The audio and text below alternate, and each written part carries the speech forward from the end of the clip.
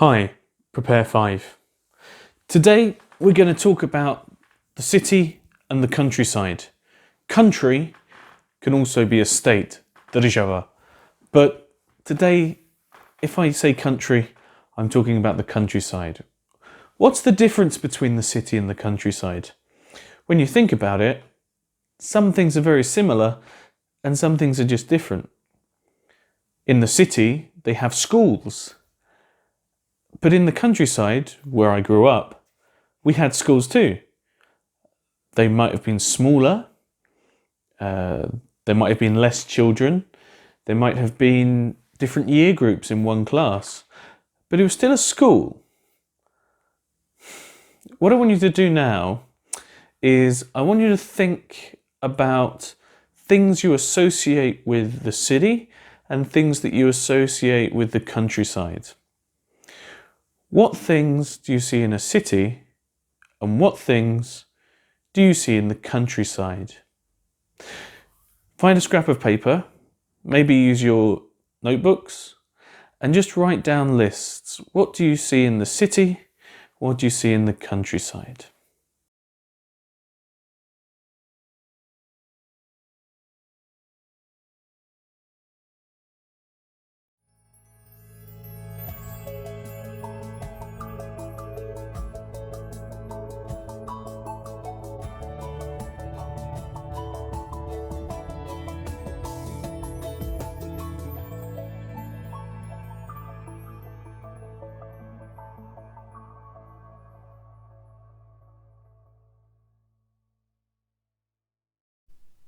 Okay, so this is what I got. Facilities in the city, schools, hospitals, fire stations, police stations, public toilets, maybe, but also pollution, cars, noise pollution, and light pollution. You don't see many stars at night in the city, do you? That's because of the light pollution from all the street lights. The countryside, there's sheep, obviously. A valley, the gap between two mountains. The seasons also, they change so much more in the countryside than they do in the city. When there's so much more vegetation around, so many more plants and animals. And the wildlife, the animals, chicks in the spring, lambs, farm animals as well. I wonder what was on your list. Maybe you can hit me up and let me know. What did you come up with? Are you someone who's better off in the country or someone who's better off in the city? If you're in the country, you're better like sheep. If you're in the city, maybe you like the convenience. Maybe you just like the buzz from city life. On page 86, there's a quiz. Have a look at this quiz. Go through the questions and see which answer is closest to you.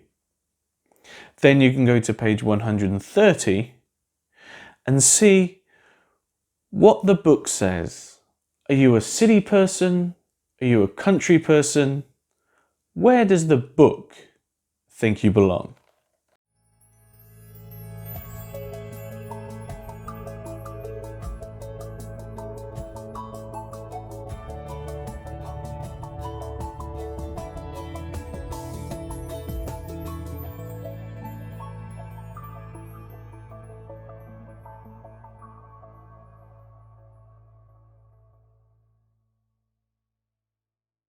On page 87, we have some words that we need to look at, some vocabulary. We're going to read about two people and we're going to be reading about Australia. One of the things to remember about Australia is it's huge, it's hot, and it's not like Europe. It's not even like America, okay? It's very much its own thing, and they do have their own way of using English. So they like putting O at the end of words sometimes. So it's like they wouldn't call someone Steve, they would call someone Steve-O. Yeah, I'm not going to do the accent because it's on YouTube. This is videoed. If you want to hear my Australian accent, we can look at that. when we're back together in the same room and the whole world can't eavesdrop on us.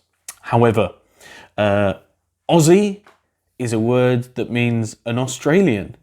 They could call each other Aussies and they could ask, "Are you an Aussie?" And then they'd know what they're talking about. We know what a beach is. Oof, we know what a beach is. The sun, the beach, the sea rippling in the distance. Can't wait for the summer. Sorry, I got distracted. A creek. A creek is not a river, okay? It's normally a very steep-sided valley with often a very small stream running through it. The main thing is that it's like a cutaway valley, but it's a very small stream, okay? Not a big river, just a little creek.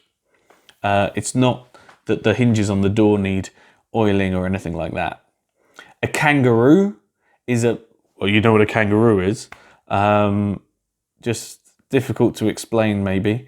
The outback. Like I said, Australia is huge, okay? And the big bits, apart from the edges where people live in the cities, it's only really the right-hand edge that most people live, but that's not important. Most of Australia, the wilderness, the desert, the nothing, the bush, is also known as the outback. If we're in the outback, then a waterhole would be very useful, especially if we had a horse or a whole load of livestock that needed a drink. A waterhole is just a hole full of water. These aren't all complicated words. The one last term we need to know is CBD. CBD. We say CBD. It's the Central Business District, downtown.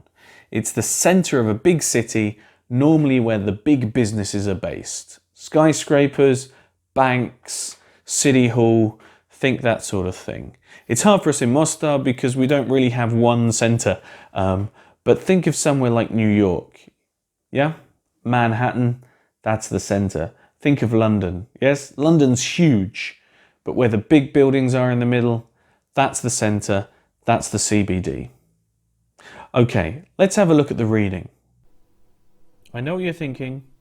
These are the questions. This isn't the text. But okay, look at exercise 3 there. Those are the questions. We can keep the questions in our mind as we go through the text. We can read with a pencil and mark off in the text where we think we've come across one of the answers to the questions. Then we can go and check. Read the questions first. Who? Now, the answers will either be Maddie, Harry, or both Harry and Maddie. So, read through the questions, then read through the text with a pencil, and then for each question answer, is it M, Maddie, H, Harry, or B, both? Pause the video, have a go at that, and we'll check in with you in just a minute.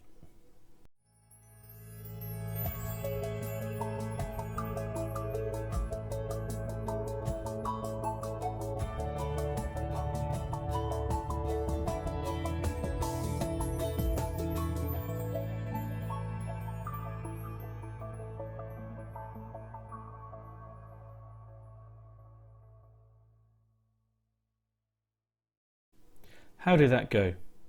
Here are the answers. You might want to pause this screen so you can go through and check. Up there you've got Maddie, Harry or both, and it tells you why that's the answer. Take a minute, pause this, look through that and see how you did.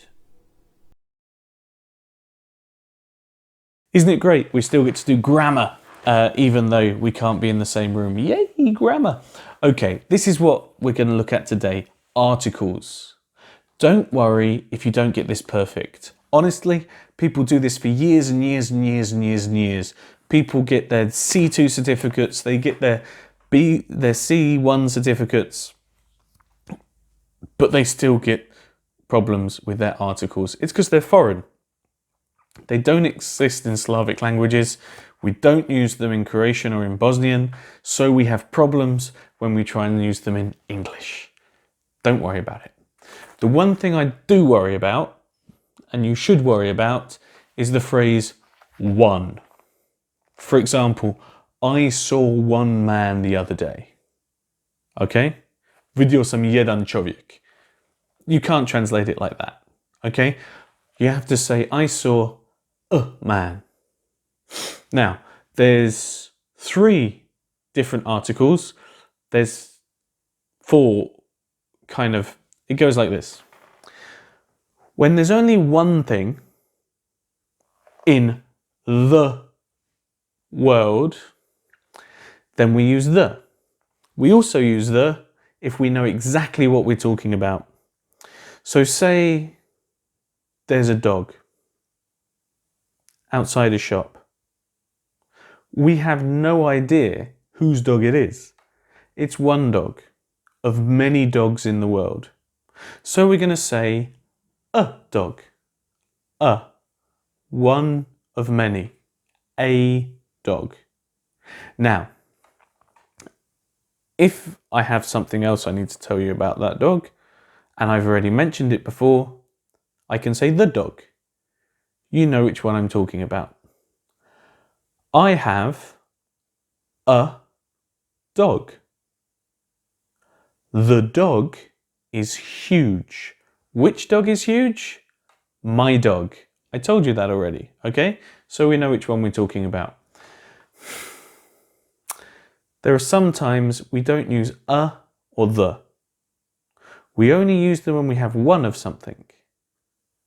So whether that's one and the only one, or we know exactly which one we're talking about, or whether that's one of many that it could be, we only use the or a or an if there's only one of something. Now, what are we going to use if there's a plural? Nothing. What are we going to use for the name of a country, like France, Germany? Nothing. It's not the France or the Germany.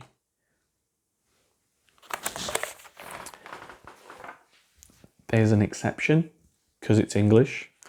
So, if a country is a plural, like the United States of America, then we're going to use the.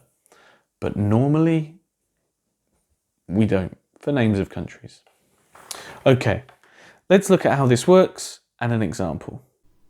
So we use the before a noun if we know exactly which one we're talking about. Maybe we've mentioned it before, maybe because there's only one of them in the world. The World Cup. What sport is that? Football. There are other World Cups, but we all know we don't mean the Hockey World Cup. A great match. During the World Cup, there will be a lot of matches, and hopefully one match will be great. At least one. Hopefully there'll be more. One of the many matches might be great. France is just France. Okay? It's just a country. So I've put that little circle with a line in it. Basically just to say that nothing goes there. So when you do your activities in a minute, circle with a line through it like that. Just kind of means nothing. No article at all. We're really going to need to practice this. On page 88, you've got exercises 2 and 3 there. Exercise 2, you've just got to choose which article is appropriate, the, a, or no article at all. And exercise 3, you need to put in an article if there's one that's supposed to go there. Pause this video, take a minute, and try and work through those. Page 88 in your student's book.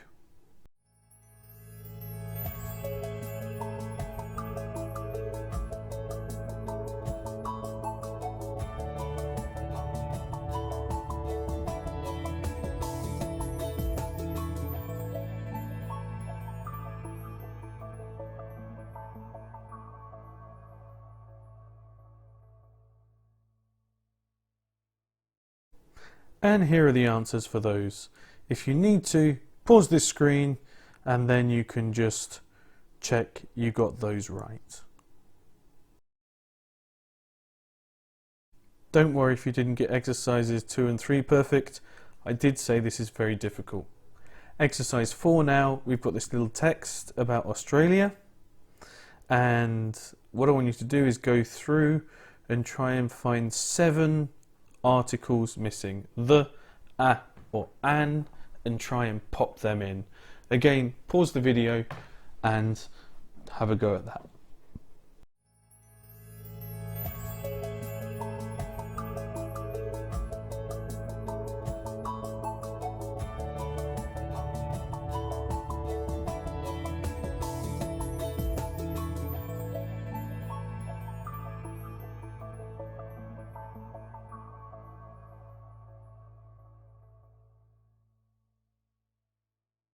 Writing.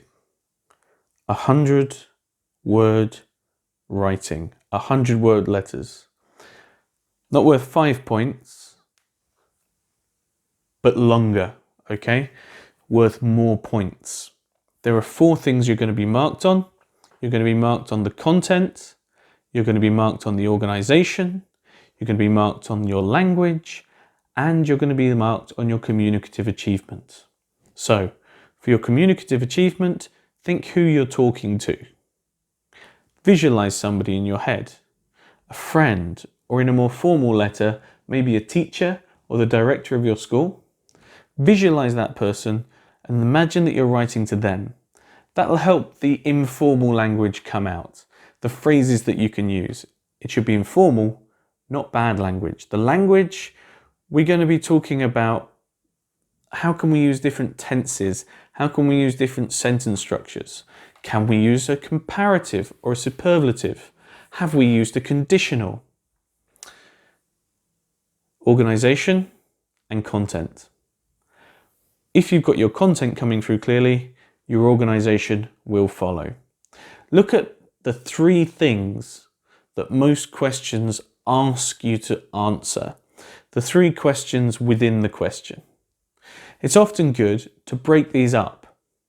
Leave gaps between paragraphs. Paper is cheap, okay? Points are hard to collect.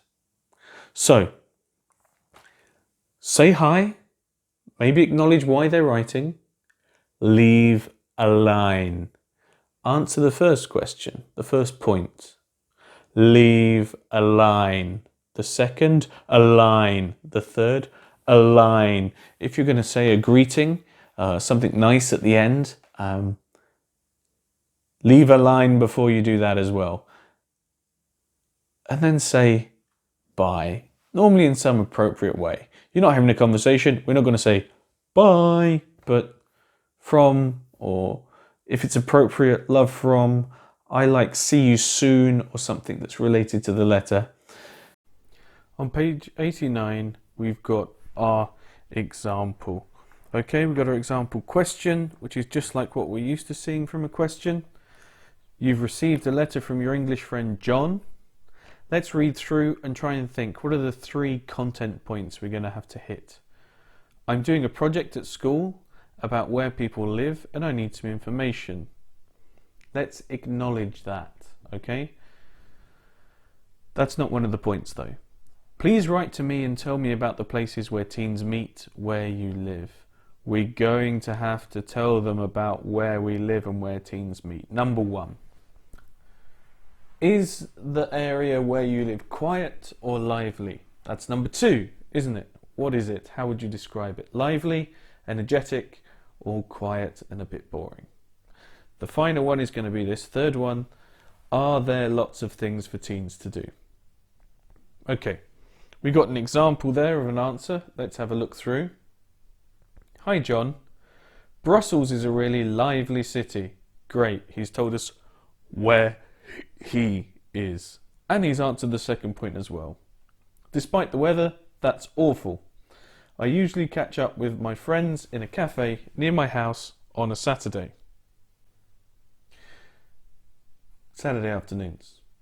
My street's really beautiful and it's often quite quiet, bit of contrast. However, lovely, wonderful. It sometimes gets busy in summer because there's a famous museum nearby. Actually, I'm going to visit the museum with my friends next week. Is this what young people do? Is that what he's trying to answer? There are loads of things to do here. Cinemas, cafes and shops, of course. Probably the best place for teens to hang out is the Central Cafe in the city centre. Lots of students go there. Great. That's answering that first point really clearly, isn't it? Lots of students go there and it's really cool. Finally, I have some great news. I got the highest mark in the class for my maths last term. Who cares? Who cares?